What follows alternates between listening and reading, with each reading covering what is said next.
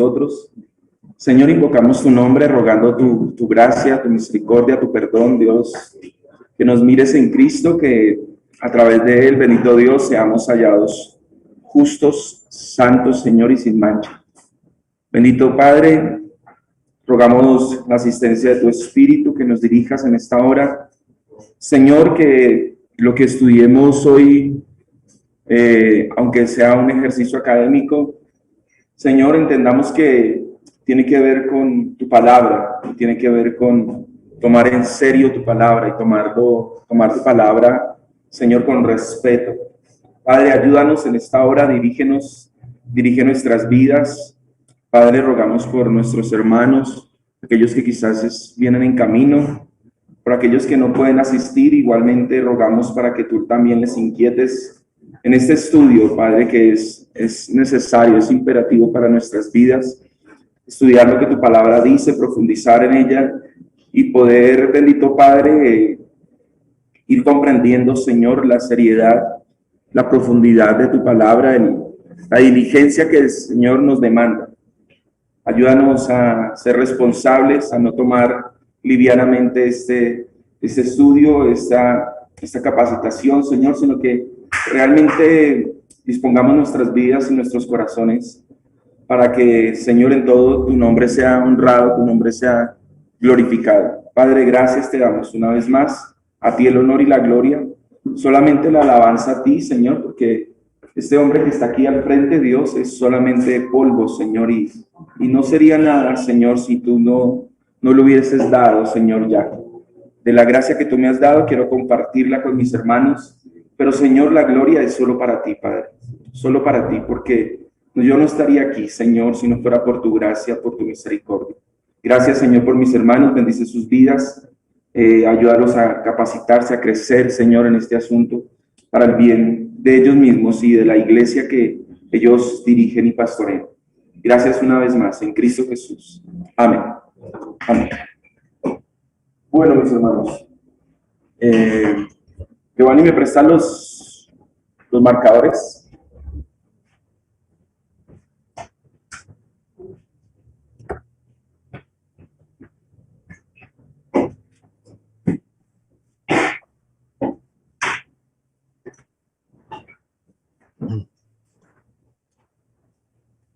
Entonces,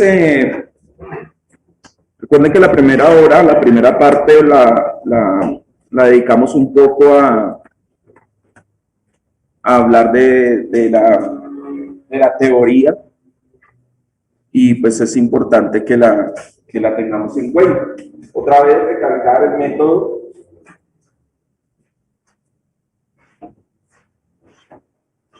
Método importante, porque lo que hacemos es, con el método, hablar de qué manera, ¿cierto? Es que vamos a abordar el texto. Entonces hay una metodología, hay una manera de hacerlo, y la idea es precisamente ver esa manera, esa forma de hacerlo. Método es gramático, histórico, redentivo.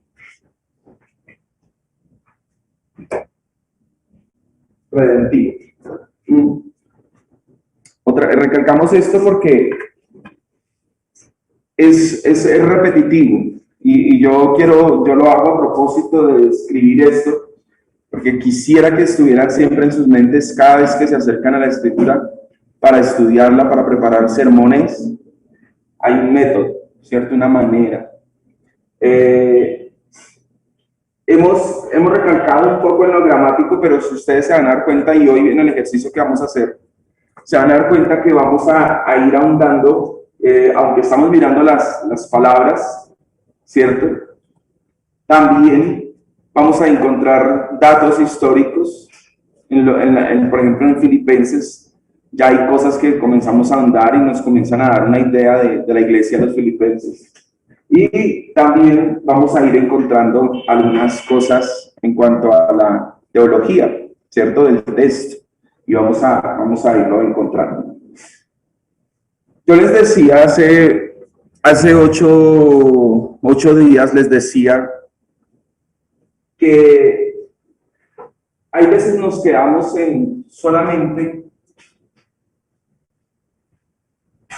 la etimología de las palabras. Algunos cometen el error de simplemente buscar la etimología. Entonces, esta palabra viene del griego, ¿cierto? Es una palabra compuesta del griego, o por ejemplo en nuestro idioma hay palabras que vienen del griego, hay palabras que vienen del latín, hay palabras, ¿cierto?, que son composiciones, tienen un prefijo, una raíz o tienen un sufijo, bueno, en fin. Entonces, hay veces nos quedamos en esto, la etimología, y para que pues de pronto tengamos claro y vayamos diferenciando entre las diferentes categorías que vamos a estar mirando.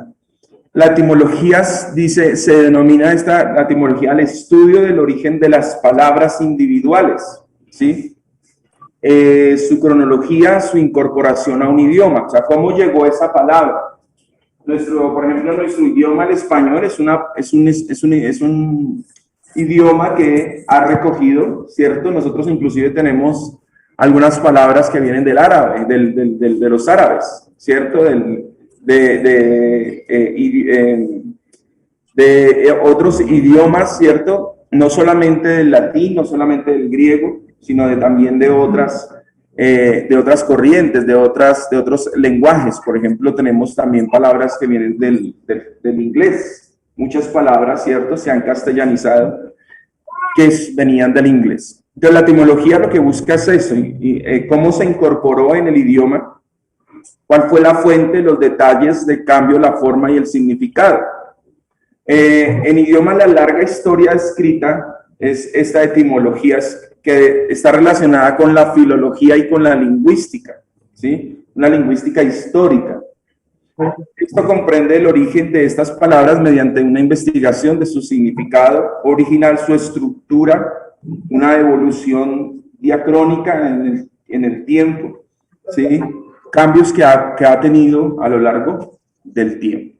Entonces, cuando nosotros nos acercamos a un texto, si el Señor nos lo permite, quisiera también hablar o comenzar a usar una herramienta. Quisiera de aquí, hermanos, quienes tienen computadores portátiles, que los puedan traer. ¿Solo Henry? ¿El resto no tiene computador portátil? ¿Que lo pueda traer? ¿Sí? Bueno, señor. Es que la tablet, yo no sé cómo. Bueno, la idea es, pero tienen en la tablet, tienen el eSword, ¿no? Es que la idea es, si el Señor lo permite, dentro de 8 días, traer los computadores, instalar el eSword, y una vez instalado, también enseñarles a usar, porque hay veces, por ejemplo, en el eSword uno encuentra la etimología de ciertas palabras, pero no nos podemos quedar ahí, ¿sí? Y por eso es importante entender estas definiciones, estas categorías, para ir ahondando en el significado de una palabra, ¿sí? Porque hay veces podemos hacer eso. Voy al diccionario bíblico y la palabra significa tal cosa, ¿cierto? Y apenas solamente me da quizás un significado etimológico. Resulta que hay otra categoría más, la mencionábamos también hace 8 días, y es la morfología. La morfología.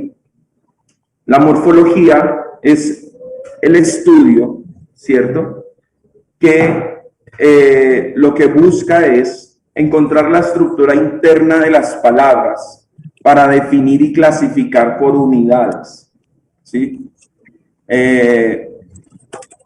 En otras palabras, la morfología se encarga tanto de la palabra y su estructura, como también de clasificar esas palabras en unas categorías que se conocen como categorías gramaticales.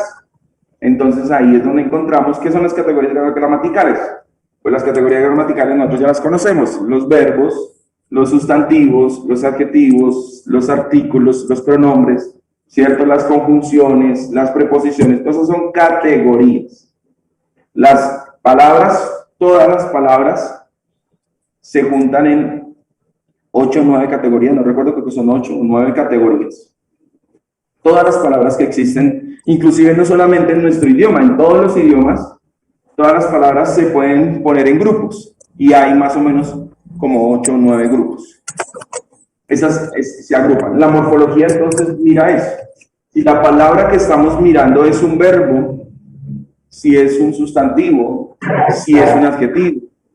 Entonces, aquí vamos avanzando. Ya no solamente qué significa, sino que esa palabra, qué función tiene, o normalmente esa palabra, cuál es su esencia, si en su esencia es un verbo o es un sustantivo. Y de eso vamos a ir también trabajando.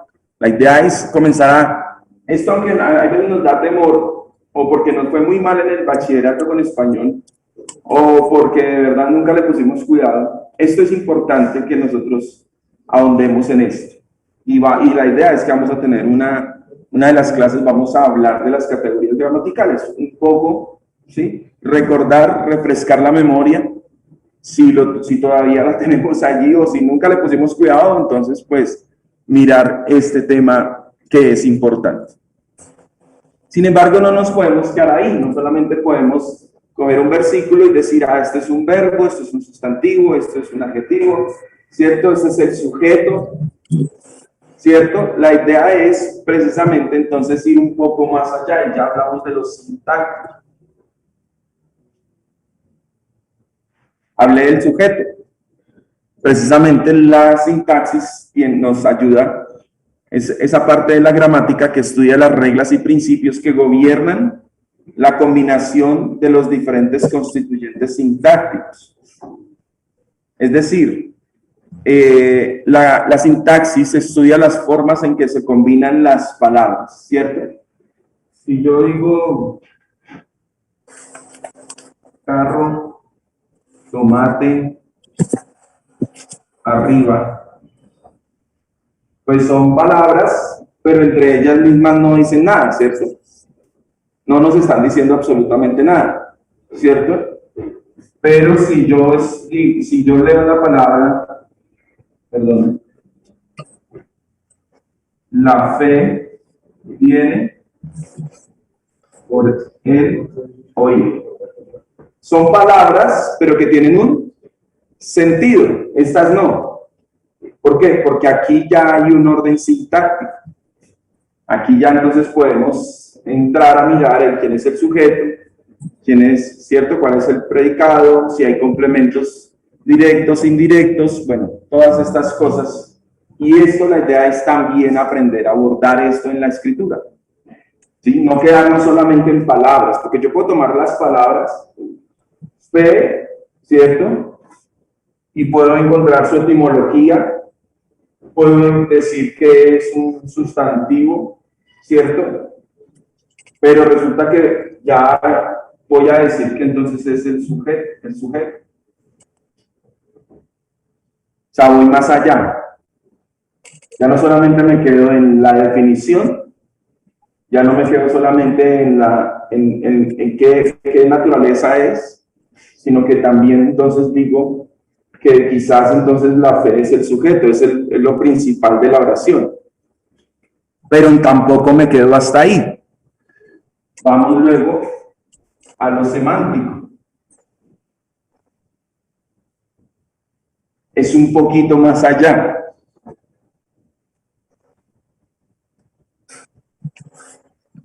Esto es importante, ¿no? Y si ustedes se dan cuenta, cada vez es ir yendo más profundo en lo que estamos mirando, en el texto que estamos trabajando, en lo semántico. El término semántico se refiere al estudio de diversos aspectos del significado, sentido o interpretación de algunos signos lingüísticos. El sentido, significado o interpretación de algunos signos lingüísticos, como son pues símbolos, palabras, expresiones o representaciones formales. Ya la semántica es ¿qué significa? La fe viene por el oído. ¿Sí? Ya no toma solamente la palabra, ya no solamente se encarga de mirar que la fe quizás es el sujeto, sino además lo que intenta es encontrar el significado. ¿sí? Dice un autor, las expresiones del lenguaje formal o de una lengua natural admiten algún tipo de correspondencia con situaciones de conjunto de cosas. O sea, esto corresponde, ¿cierto? O está relacionado con algunas cosas que se encuentran en el mundo físico o en el mundo abstracto. Hablamos de la fe, hablamos de algo abstracto, ¿cierto? Pero algo abstracto que significa algo, ¿cierto? Que no está solamente allí y como pensamos que es abstracto, entonces no significa nada, no, es abstracto porque, por ejemplo, si hablamos del amor es abstracto, ¿cierto? La fe, la esperanza, pero si hablamos de la carne, ya quizás podemos estar pensando o en algo abstracto o en algo físico, ¿cierto?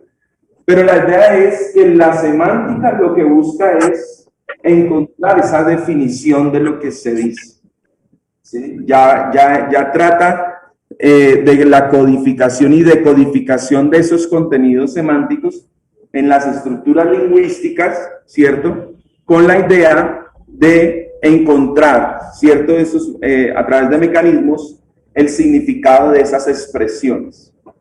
Entonces ya vamos un poco más allá. Ya tomamos en general lo que se dice y tratamos de buscar el significado. Luego hay otra categoría y es la filología. Pero solamente vamos a hablar de lo que nos interesa a nosotros. Esta filología lo que se encarga es de estudiar los textos escritos a través de intentar reconstruir lo más fielmente posible el sentido original. El sentido original que tiene el sentido original que tiene lo que se dice o las palabras. Y para esto entonces es necesario un poco ya hablar de la cultura. Ya no solamente es qué dice, qué significa el texto, sino que ya también tenemos en cuenta el contexto histórico para quizás entonces poder entenderlo. Por ejemplo, encontramos en la escritura que el Señor dice, de cierto os digo, ¿cierto? Bueno, ¿qué significa eso? No solamente en cuanto a etimología, morfología, en la sintaxis, ¿cierto? Cómo está construida la oración, no solamente qué significa en general las palabras, ¿cierto? Y el término, sino que también ya la etimología nos lleva un paso más allá y tiene en cuenta la historia. Para ellos, ¿qué significó?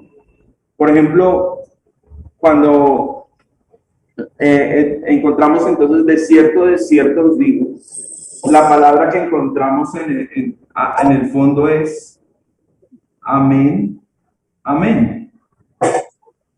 En griego está esta palabra, amén, amén. Y esta palabra es un hebraísmo, es decir, es una palabra que no es del griego, sino que es del hebreo, pero que se trajo al griego, y de tal manera que entonces los oyentes cuando la escuchan el amén, amén, y si son judíos, entonces ellos ya en su mente saben qué significa.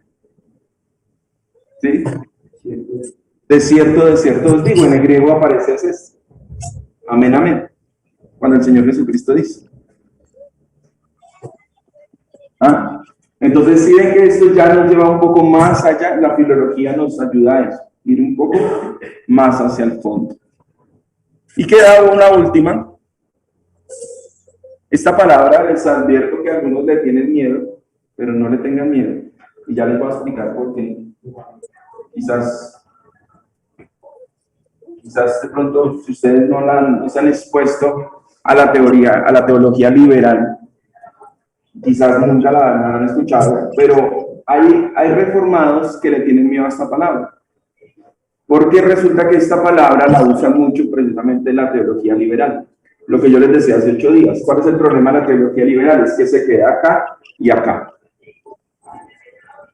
El problema de la teología liberal es que se encarga solamente de estudiar todo esto en cuestiones de filología, de semántica, la cuestión histórica, pero nosotros vamos un paso más allá y entendemos que ese es nuestro presupuesto, lo que tenemos ya en mente. ¿Cuál es nuestro presupuesto? Toda la escritura es inspirada por Dios y creemos en la inspiración verbal y plenaria, es decir, cada palabra es inspirada. El presupuesto del teólogo liberal es que la Biblia es una colcha de retazos, que es una composición literaria donde realmente el que escribió no fue Pablo, sino que tomaron de acá y de acá y de acá y armaron la carta a los filipenses, o tomaron de acá y de acá y de acá y armaron el Pentateuco. Y bueno, hay una cantidad de teorías detrás del texto, ¿cierto? Como si trataran de investigar cómo fue que llegó a componerse el Pentateuco, y ellos pareciera que hubiesen vivido allá para poder decirnos. Pero el caso es que presuponen que la Biblia no es palabra de Dios. Entonces, por eso se quedan solamente en estas cosas. En la semiótica, lo que busca es estudia y analizar todos los fenómenos, objetos y sistemas de significación que concurren en los lenguajes. La semiótica no se queda solamente en las palabras, la semiótica va más allá. Entonces, si yo le digo a Giovanni, me trae, ¿cierto? Me trae un tinto. Si yo le digo a Giovanni, me trae un tinto. ¿Ustedes qué entienden por eso? Yo le estoy pidiendo ¿qué? Un favor, ¿cierto?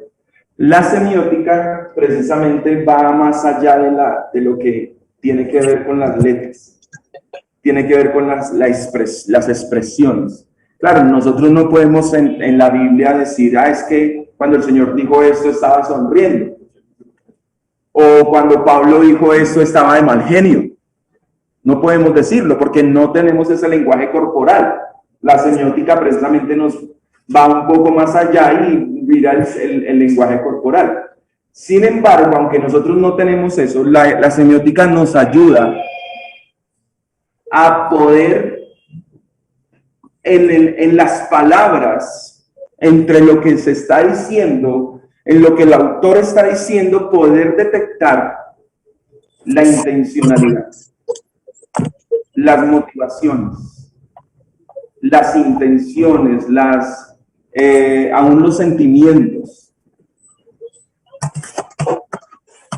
Finalmente tenemos que surge esta parte de la escritura es que se pueda llegar a especulaciones. Sí. Ese es un temor. Primero porque algunos cuando escuchan semiótica les suena a liberalismo. Usted ya está enseñando teología liberal. No estoy enseñando totalmente, no me he metido con teología liberal, y al contrario estoy diciendo todo lo contrario a lo que dicen los teólogos liberales, que la escritura es inspirada por Dios, que creemos en la inspiración verbal y plenaria. Pero lo digo porque es que algunos ya le tienen temor a esta palabra. Sin embargo, es importante la semiótica. Y ahora, yo les digo les resumo esto, yo les resumo esto. Todo esto parece muy complicado, y todo esto como que, ¿cómo así? O sea, vamos a estudiar el texto y primero tenemos que estudiar etimología, morfología, sintaxis, semántica, filología y semiótica para poder entendernos. No, solamente les estoy diciendo que esto lo vamos a trabajar. ¿Pero cómo? En la práctica. Inclusive hoy con el texto, mejor dicho, en otras palabras, ustedes ya han trabajado el texto de Filipenses y ustedes ya han hecho algunas de estas cosas, sin saber que se llaman así. Ya han detectado algunas cosas en el texto. Por ejemplo, hace 8 días les decía la palabra siervo. Pablo y Timoteo, siervos de Jesucristo. ¿Por qué dice siervos? Porque Pablo no se presenta como apóstol, ¿cierto? Bueno, eso tiene que ver con el significado, con lo que estamos buscando, ¿cierto? Ese significado también tiene que ver con la intencionalidad, ¿sí? Entonces, vamos a ir trabajando eso. Ya le doy la palabra. Primero, Alex. Eso iba a decir en cuanto a la significación, lo que decía recaer en malas interpretaciones. Claro. Recordaba ahí que usamos de la teología liberal. Esa frase que hay fallas muchos en la sección. Con la que dijo Pablo y de la manera que me hizo tanto lo que está pasando ahí. Entonces, se usa esa frase para otras cosas verdaderamente Dentro del contexto. si no deja ver la intencionalidad del autor. Claro. Los símbolos, las señales, porque o el carácter, como en el momento pero si no deja ver la palabra. Así es. Y ustedes, pero digo, ustedes mismos han detectado, uno logra, es verdad que yo no puedo ver la expresión de Pablo. Yo no puedo ver yo no puedo ver hoy a Pablo si estaba contento, si no estaba contento. Pero sus palabras en general, y por eso el ejercicio de leer y releer, por eso el ejercicio de los colores, porque ahí uno comienza a detectar estas cosas. Ahí ya uno va más allá de las palabras, más allá de las frases. Uno ya entonces puede aprender a detectar entonces esa intencionalidad, esas motivaciones, esos sentimientos. Y inclusive ahorita cuando entremos ya a la parte de práctica, la parte práctica del taller, la idea es que ustedes con ese trabajo que vamos a hacer con los colores, y ya los que hicieron el trabajo con los colores en la primera parte, les voy a preguntar algunas cosas y ustedes ya van a comenzar a detectar algunas cosas de acá. Ya ustedes van a poder entender ya un significado un poco más allá de lo que yo solamente leo así. ¿Por qué? Porque resulta que la semántica me ayuda a mí a entender esto dentro de todo un contexto, dentro de una, ¿sí? Pero William iba a decir algo. No, ya. ¿Ya? Eso en relación a las emociones, el carácter. Pero por ejemplo, cuando tomamos un texto como el de El mar se abrió, donde ellos de alguna u otra forma tratan de explicar que no es el mar se haya abierto, sino que era un mar de lago, un lago que estaba lleno de cañas. Entonces, cuando pienso en estas cosas, el pensamiento que tiene que también se puede aplicar a las circunstancias, retos y no sé, situaciones históricas o naturales. Claro, porque es que la narratología, una narración, la idea es que con la narratología es estudiar precisamente, cuando veamos, si el Señor nos lo permite, podemos, cuando entremos a estudiar textos narrativos, mirar los personajes, poder detectar las emociones, si hay incredulidad, si hay fe. ¿Y eso dónde se detecta? Pues en las palabras, en las expresiones, en cierto tipo de expresiones, ¿sí? Por ejemplo, la Biblia, hay una cosa que para nosotros es extraño, pero la Biblia dice que rasgó sus vestidos y se echó tierra sobre la cabeza, ¿cierto? Eso para nosotros en nuestra cultura es extraño, pero nosotros, yo lo digo porque la primera vez que yo leí eso, yo dije, eso es como raro. Ya después de leerlo tantas veces y mirarlo tantas veces en la escritura, ya uno puede detectar aquí que una expresión, ¿cierto? De luto, de angustia, de tristeza, de dolor, y ellos lo manifestaban de esa manera. Nosotros lo manifestamos como colombianos, perdónenme que quizás ponga un ejemplo jocoso, nosotros como colombianos expresamos la tristeza o el luto quizás a través del llanto, y entonces las personas van y se ponen a tomar o van y contratan unos mariachis para el funeral. Y esa es la expresión de los colombianos. ¿Me entiendes? Es una cuestión cultural. Bueno, hay que, a través de esto, vamos a detectar esas cosas que solamente que van más allá del lenguaje. Cuando se hablaba de Jonás, que sí, literal. Sí. Porque ahí hay texto narrativo. Y nosotros los textos narrativos los tomamos como literales. Y bueno, después vamos a ahondar en esas. En esos momentos, te digo un tinto, te traigo un agua. Un agua. Ah, ok. Listo, entonces la semiología, como les digo, es esa disciplina encargada de estudiar qué significa una imagen, un gesto, un comportamiento, un objeto o un conjunto de palabras para una determinada sociedad. Entonces, Pablo dice, todo me es lícito, pero no todo me conviene. Esa es una expresión idiomática. ¿Sí? Si yo digo, el Giovanni se la echó con ese tinto, se la echó con ese tinto. Si me escucha otra persona de otra cultura, digamos, ¿cómo así que se la echó? ¿Sí me van a entender?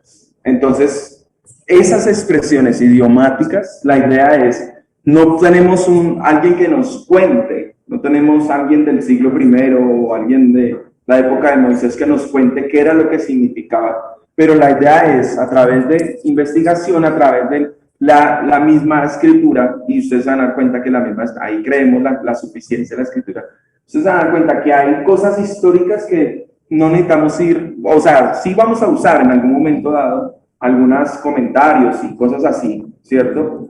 Introducciones, pero ustedes se dan cuenta que hay veces la mayoría, yo personalmente lo he experimentado, la mayoría de datos históricos yo los saco de la misma Biblia, de la misma escritura, me dice a mí muchas cosas, porque la Biblia tiene muchas, o sea, no solamente tiene palabras y cuenta y habla cosas, sino que además también nos da información histórica, que nos es necesaria para poder entender lo que se dice y poder luego pues predicar.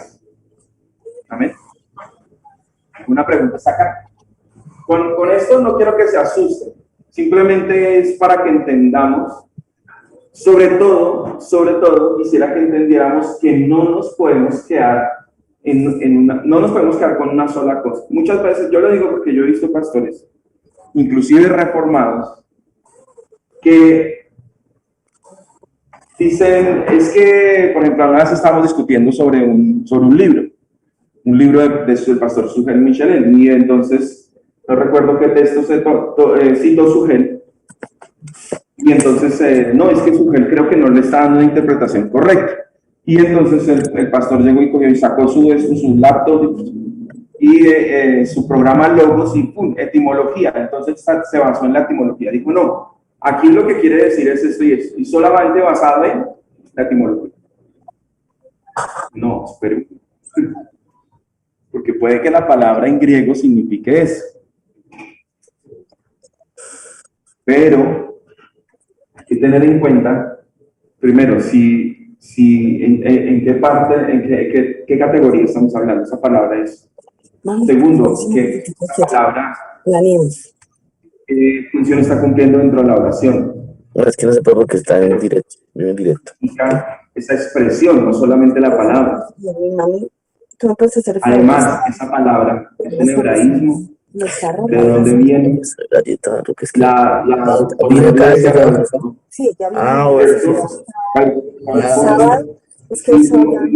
Si Pablo la escribió, Pablo hubiera hablado en hebreo que esta palabra hubiera usado.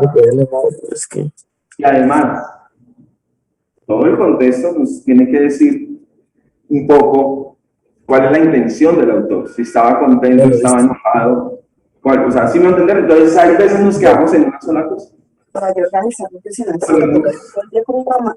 Pretender ser expertos cuando resulta que apenas estamos mirando una etimología. Y por eso tenemos que tener cuidado. Yo tengo una teoría, y es la siguiente. Solamente hasta que abordamos el texto realmente con un estudio serio, podemos decir, mire, aquí lo que Pablo quiso decir es esto. Y si algún hermano, por ejemplo, si alguno de ustedes dice, no, yo ya prediqué la carta de Juan, para mí usted ya es una persona que, así no haya hecho todo esto, usted ya, de trabajar tanto el Evangelio de Juan, para mí usted es una persona que ya entiende mucho más que yo. Entonces me está diciendo que le predica carta. Ah, ok. Porque no podía ver.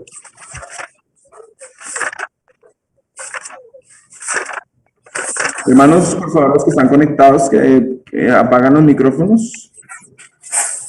Les voy a apagar aquí los micrófonos para que no interfiera. ¿Por qué llegas a esa conclusión? Porque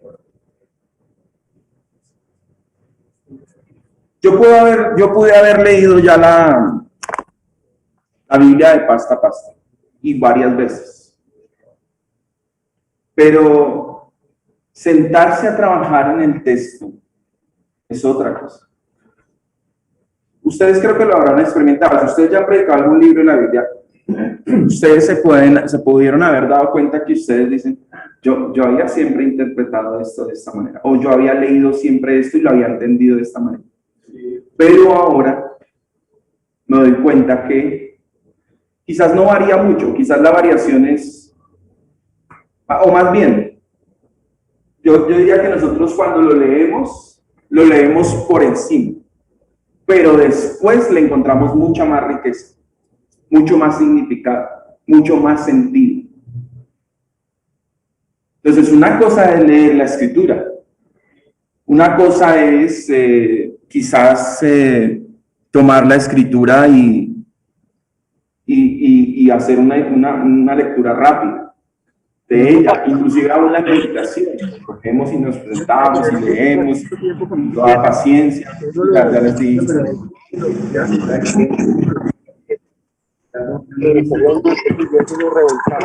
Ya les di entrada, pero entonces les voy a apagar los micrófonos, hermanos. Porfa, listo. Entonces vuelvo y digo, una cosa es coger el texto y leerlo, y otra cosa es trabajar el texto. Cuando nosotros, vuelvo y te digo, y por eso les digo, yo apelo al conocimiento y a la experiencia de ustedes. Cuando ustedes han leído la escritura, han leído cierto pasaje, pero cuando lo han trabajado, cuando han ahondado en él para predicarlo, ustedes mismos han quedado con la idea de que ustedes ahora sí entienden mejor lo que el autor quiso decir. Bueno, pero o sea, pienso que esta es una disciplina, ¿cierto? Que demanda esfuerzo y trabajo. Y lo que estás tratando de sugerirnos es que no es correcto abordar un texto sin antes haber hecho todo el trabajo de leer el libro y lograr comprender el tema central de lo que el autor quiso decir. No es correcto en el sentido de tomarlo a la ligera. Si yo, por ejemplo, estoy hablando voy a enseñarle a la iglesia de la humillación y la exaltación de Cristo, y por alguna razón voy a ir al libro de Filipenses, yo debo tomarme la tarea de mirar bien el pasaje. No sé, vuelvo y digo, no sé si ahora ustedes que trabajaron el libro de Filipenses le ven mucho más valor a lo que Pablo dice acerca de haya en vosotros el mismo sentir que hubo en Cristo. Lo digo por qué razón, Alejo, porque es que noto que algunos, incluso uno mismo, cuando entra a abordar el estudio del texto, generalmente empieza el capítulo 1, pero no hace el ejercicio de leer la carta. Ese es precisamente el error y precisamente la metodología que estamos usando, porque el error es sentarme voy a predicar Filipenses y comienzo desde el capítulo 1. Pero resulta que, y ahorita ustedes se van a dar cuenta, lo que Pablo dice en el capítulo 1 cobra mucho más significado y mucho más sentido con lo que Pablo dice en el capítulo 2. ¿Por qué Pablo usa Pablo y Timoteo, siervos de Jesucristo. Solamente hasta que yo estudio toda la carta entiendo por qué usa la palabra siervos. El asunto es, y realmente me he dado cuenta que hay veces nosotros cogemos y abordamos el texto sin primero haber trabajado toda la carta, por eso nos hemos demorado. Y por eso les pido el favor hoy que trajeran otra vez, porque hoy vamos a subrayar otras cosas. Y ustedes se van a encontrar otras cosas que en la primera vez que subrayaron no encontraron. Y eso nos va a ayudar primero a entender la estructura de la carta. Y entendiendo la estructura de la carta, luego ya ahora sí, porque después, al final, más adelante, vamos a coger pasajes, pedacitos. Y esos pedacitos, vuelvo y digo, tienen mucho más sentido. Esa frase tiene mucho más sentido cuando yo tengo toda la carta en mi mente. Tiene muchísimo más sentido. Cuando yo entiendo que Pablo, mire, por ejemplo, la palabra sentir, hayan vosotros sentir, esa palabra se repite varias veces en la carta. Cuando le dice ¿cómo se llaman las hermanitas? Sintique y ¿qué? Evodia. Evodia y Sintique. ¿Qué les dice? ¿Que sean de qué? Esa es la misma palabra que utiliza en el capítulo 2. Y esa palabra aparece en el capítulo 1, aparece en el capítulo 2. Esa palabra se repite varias veces. En otras palabras, Pablo tiene en mente decirle a la iglesia de Filipos que ellos son de un equipo, de un lado, que es el equipo de Cristo, es el lado de Cristo donde todos deben tener ese sentir, porque hay otros que tienen otro sentir. Otros predican a Cristo, ¿por qué? Con otras intenciones. ¿Sí ven? Entonces, ahí cobra mucho más sentido. Por eso les digo, todo esto, cuando hablamos de semántica, de filología, semiología, estamos tratando de abordar eso precisamente. Claro, esto no lo vamos a trabajar como tal, bueno, entonces aquí vamos a mirar la semiología del texto. No, eso no nos interesa. Esto solamente es como para que entendamos que no nos podemos quedar en la etimología, no nos podemos quedar solamente en las categorías de las palabras, no nos podemos quedar solamente en la oración y el sujeto y el predicado, sino tenemos que ahondar mucho más allá. Porque las palabras, como les decía yo hace un rato, tienen mucho sentido, porque nosotros somos seres humanos, somos seres emocionales, y además decimos las palabras, pero las palabras tienen detrás de esas palabras hay sentimientos, intenciones, emociones, circunstancias. Entonces la idea es precisamente encontrar las circunstancias de la carta a los filipenses. Amén. Una cosa que parece que encontré, digamos, a este texto mucho significado por lo que tiene que ver con la confesión de fe. No sé si estoy bien, ¿Lo que dice Filipenses? Sí, hay una partecita dice, así que todos los que somos perfectos, esto mismo sintamos, y si otra cosa sentís, esto también lo revelará Dios. Pero aquello, no, perdón. Por ejemplo, ese texto que está citando, los que somos perfectos. Unas veces uno dice, pero ¿cómo así? Pablo primero dice que no es que yo lo haya alcanzado, no que sea perfecto, pero luego dice los que somos perfectos. Realmente yo hasta ahora entendí qué significa eso. Hasta ahora, estudiando toda la carta, entendí qué es lo que Pablo quiere decir. ¿Qué es lo que Pablo quiso decir con los que somos perfectos? Pero vuelvo y digo, ¿qué le da significado? Todo. Sí. Así que todos los que somos perfectos, esto mismo sintamos, y si otra cosa sentís, eso también os lo revelará Dios. Pero aquello a que hemos llegado, sigamos una misma regla, sintamos una misma cosa. Entonces, a mí, pues, estudiando este texto, digamos que estamos estudiando las perfecciones de los credos, que esa es, digamos, la línea que las iglesias deben dar ciertas reglas, ciertos parámetros de los que debemos seguir, sentir todos una misma cosa. Pues eso es lo que yo... Y la razón de ser, de por qué tenemos que tener un mismo sentir. ¿Cuál es la razón de ser? La razón de ser es porque Cristo, su obra es una sola. La fe es una sola. el evangelio es uno solo, porque todos deberíamos pensar de la misma manera. Algunos están en contra de esa uniformidad, pero es que si la Biblia es una sola, si la fe es una sola, el mismo sentir, que significa hayan ustedes el mismo pensamiento, la misma intención, pues debe estar en todos aquellos que tienen el Espíritu de Cristo. Porque Cristo es uno solo, el Espíritu de Dios es uno solo, porque la fe es una sola, porque el Evangelio es uno solo. Entonces ahí es donde precisamente hablamos de esa unidad precisamente en la fe. Al hacer estas herramientas, hacer este estudio, puedo entender que uno entra casi, que puede entrar uno, si uno es juicioso y disciplinado, casi que puede entrar uno en la mente, entre comillas, del autor, ¿cierto? Eso me da a entender que hay un solo sentido al escribir, a lo que él escribió la carta, o la intención, el sentido de la que escribió la carta. Bien, si yo uso algunos textos o el texto sin el sentido común que el autor escribió la carta, estoy adulterando o estoy irrespetando el escritor. Sí, claro. Me hago entender, no es que vaya a usar Filipenses 4:13, Sí. de la manera como se usa en la teología liberal, ¿cierto?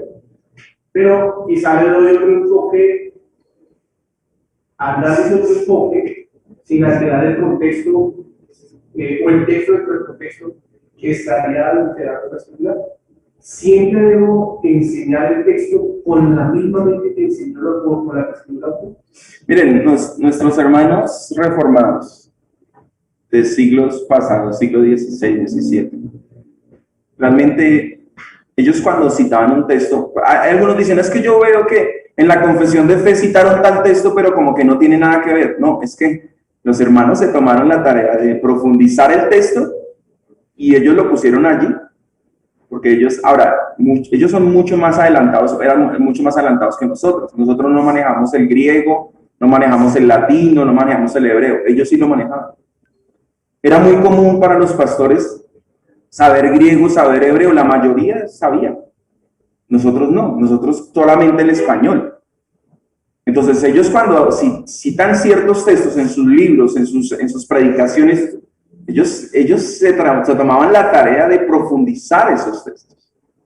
Ellos no lo tomaban tan a la ligera. Nosotros podemos fácilmente hoy armar un sermón temático y tomar de aquí, tomar de aquí, tomar de aquí, listo, armamos rápido. No, los hermanos se tomaban mucho más tiempo para eso. Porque lo que dice el pastor, estamos hablando de la palabra de Dios. Y estamos hablando de que estoy citando a Pablo o a Juan, cuál es la intención, con qué intención dijo lo que dijo. Claro, no puedo ir hasta el primer siglo para preguntarle, pero sí puedo mirar en el contexto qué fue lo que quiso decir. Estamos hablando de esto, de lo último. Porque es que las palabras, vuelvo digo, por sí solas, yo les ponía el ejemplo hace 8 días. Yo me encuentro un papel, ¿cierto? Donde el hombre se está despidiendo, o bueno, ni siquiera sé qué es un hombre. Estas son mis últimas palabras, ya no aguanto más. Yo no puedo saber si es un hombre, si es una mujer, si es que se iba a suicidar. O sea, las palabras solas no tienen significado. Aunque yo puedo entender que le puedo hacer cuál es el sujeto, el predicado. O sea, yo puedo hacer todo un estudio sintáctico y algo semántico, pero yo no entiendo, yo no tengo la historia, yo no tengo el contexto histórico. Entonces, simplemente yo puedo especular sobre ese texto. La idea es que con la Biblia no podemos hacer eso. Con la Biblia tenemos que ir mucho más al fondo, mucho más al fondo. Por eso les decía, esto es, con cada libro que nosotros nos sentemos a predicar es un reto completo. Porque es entrar en la mente del autor, y no solamente el autor, porque usted se va a dar cuenta ahorita, que no solamente es entrar en la mente del autor, la intención, la motivación, sino también entender la iglesia o los destinatarios, a quién se les escribió, y cuál era el contexto, qué es lo que estaban viviendo ellos, qué circunstancias estaban pasando. Y todo eso, creemos en la suficiencia de la Escritura. Yo les digo, todo eso lo podemos encontrar en el mismo texto. Yo personalmente me acostumbré a usar los comentarios hasta el final. Hasta el final los uso. Las ayudas extras hasta el final. Porque la idea es que a mí el texto me gobierne de tal manera que yo cuando lea un comentario pueda decir, uy, no, aquí como que no estoy de acuerdo con el comentarista. Pero si yo no he trabajado el texto, yo me como entero lo que el comentarista dijo. Caer en cuenta, ahorita ya lo que hablábamos, cuando les explicaba, caer en cuenta que uno tiene que ser muy categórico a la hora de leer textos o libros que uno a veces cree que son de ayuda, pero voy a decirlo, aún tengo en la mente, aún escritura o textos reformados hacen uso de textos que no tienen el sentido, si lo vemos de esta manera, que no tienen el sentido para soportar lo que ellos quieren explicarse. Entonces, creo que también sería bueno uno analizar eso porque hay que ser categórico a la hora de determinar qué autores uno está leyendo para ayuda, ¿no? Yo personalmente vuelvo y les digo, los comentarios, entre menos los usemos, se necesitan. Hay cosas que de verdad no sabemos. Por ejemplo, datos arqueológicos. Hay datos que no, geografía, bueno, cosas, hay cosas que sí, definitivamente no me da información. Edwin levantó la mano, espera que Edwin va a preguntar. Y no, yo, hermano, era un aporte de siervo, yo creo que... Porque no me escucho. Ok, hermano, Ahora yo creo sí. que los comentarios y todo aquello que nosotros podamos ver, si nosotros lo leemos antes de enfrentar el texto, lo que va a crear en nosotros es un marco de referencia. Entonces era para aportar eso. Ya vamos muy condicionados al texto. Entonces ya como que vamos a abordar el texto de la misma manera como el autor lo vio, nosotros lo vamos a ver. Entonces nuestra exposición bíblica también en cierta manera va a tomar forma del comentario del que usemos. Entonces sí, lo que el pastor dice es verdad. Siempre como mirarlo primero y el texto, que el texto nos gobierne y ahí sí ya, amén. Gracias, pastor. Sí. Entonces, mis hermanos, vamos a trabajar la segunda parte, ya lo que es Filipenses, subrayando lo que vamos a mirar. Por eso les pedí el favor que lo trajeran otra vez impreso. Vamos a usar 2 colores específicamente para subrayar los indicativos y los imperativos de la carta. Y ustedes se van a dar cuenta cómo juega Pablo con lo que él habla, indica del Evangelio y cómo está relacionado con esos mandamientos y órdenes que Pablo da. Y eso nos va a ayudar a encontrar el sentido. Ahí vamos a encontrar mucho el sentido de la carta. ¿Listos? Yo no sé si primero la Biblia y luego MacArthur, ¿sí?